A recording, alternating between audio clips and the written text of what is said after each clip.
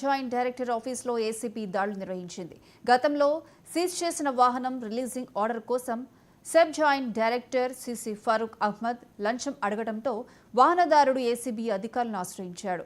ఫారూక్ లంచం తీసుకుంటుండగా ఏసీబీ అధికారులు పట్టుకున్నట్లు ACB DSP Srinivas తెలిపారు.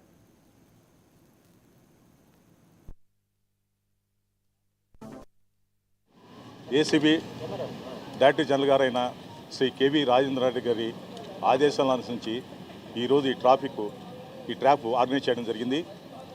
విషయాలకు వస్తే ఇది స్వర్ణ మల్లికార్జునరావు అని చెప్పేసి ఈయన ఒంగోలులో ఉంటారు. వారి వైఫ్ శ్రీదేవి అని చెప్పుకుంటారు.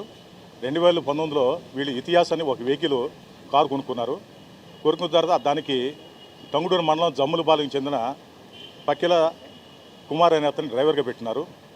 ఒకరోజు ఈ డ్రైవర్ వచ్చేసి నేను బంధువుల మ్యారేజ్కి వెళ్ళాలి కాబట్టి నీ కారు ఇవ్వమంటే అతను కారు ఇచ్చాడు. ఇచ్చిన దాని మీద అతను వేరే స్టేట్కి వెళ్ళి ఆ లిక్కర్ తీసుకొచ్చేసి తన ఇంట్లో పెట్టి అమ్ముతుండగా టంగుటూరు పోలీసు వారు ఆ డ్రైవర్ని అతని భార్యని అరెస్ట్ చేసి వారి మీద కేసు నమోదు చేశారు.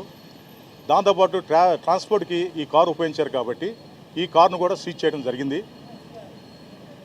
కారు సీజ్ చేసిన తర్వాత దానికి ఎస్పీ మేడం గారు కాన్స్పికేషన్ ఆర్డర్స్ ఇచ్చారు. యాజ్ పర్ రూల్స్ ప్రకారం కాన్స్పికేషన్ ఆర్డర్ ఇచ్చారు. ఇచ్చిన తర్వాత ఈ ఫిర్యాది ఇతనికి కమిషనర్ గారికి సబ్ కమిషనర్ గారికి అప్పీల్ చేసుకుంటే సబ్ కమిషనర్ గారు ఇతని తప్పుని గమనించేసి 60,000 రూపాయలు ఫైన్గా విధించడం జరిగింది.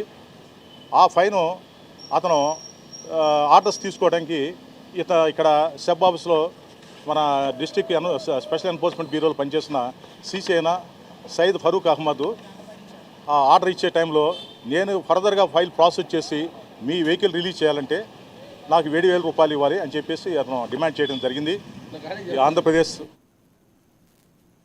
కోనసీమ జిల్లా ముమ్మిడివరంలో పేకాట రాయుళ్లను పోలీసులు అరెస్ట్ చేశారు. ముమ్మిడివరం నగర పంచాయతీ పరిధిలోని పల్లిపాలెంలో పేకాట శిబిరంపై పోలీసులు దాడి చేశారు. 3 వ్యక్తులను అదుపులోకి తీసుకుని వారి వద్ద నుండి నగదు 5 మోటార్ సైకిళ్లను స్వాధీనం చేసుకున్నారు.